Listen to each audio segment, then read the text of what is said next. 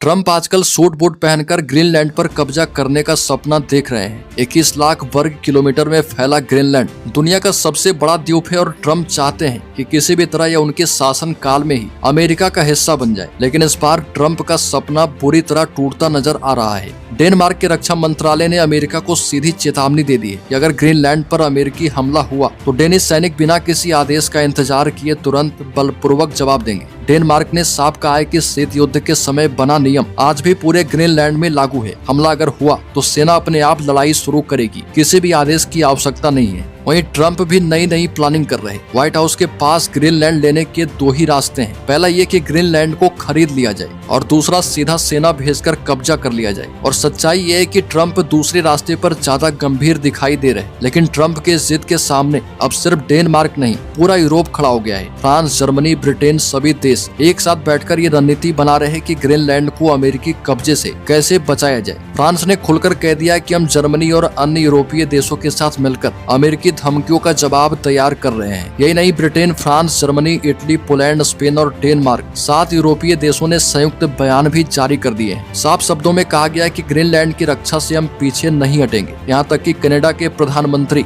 Mic कॉर्ने भी Denmark के समर्थन में आ गए हैं। सबका एक ही कहना है कि ग्रीनलैंड का भविष्य ग्रीनलैंड के लोग ही तय करेंगे, कोई बाहरी ताकत नहीं। डेनमार्क की प्रधानमंत्री ने तो और भी बड़ा बयान दे दिया, अगर अमेरिका ने ग्रीनलैंड पर हमला किया तो नाटो का भी अस्तित्व खतरे में पड़ जाएगा। यूरोप की इस एकजुटता के बाद ट्रंप पूरी तरह बौखला गए। उन्होंने अपने ही नाटो सहयोगियों पर हमला किया और कहा कि ये देश अपनी 2% जीडीपी तक की जिम्मेदारी भी नहीं निभा रहे थे। ट्रंप ने दावा किया कि अमेरिका सालों तक इन सभी देशों के मुफ्तखोर देशों का खर्च उठाता रहा, जब तक कि मैंने इन्हें 5% जीडीपी तक मजबूर नहीं किया। लेकिन एक बात बिल्कुल साफ है कि डेनमार्क ने साफ कह दिया है कि ग्रीनलैंड बिक्री के लिए नहीं है। हालांकि अमेरिका के विदेश मंत्री रूबियो ने कहा है कि ट्रंप ग्रीनलैंड को खरीदने में अब भी बेहद रुचि रखते हैं और कोशिशें जारी रहेगी। लेकिन सवाल यही है कि जब पूरा यूरोप एक दीवार बनकर खड़ा है तो क्या ट्रंप का ग्रीनलैंड वाला सपना हकीकत बन पाएगा या फिर यह सपना भी सिर्फ एक राजनीतिक बयान बनकर रह जाएगा।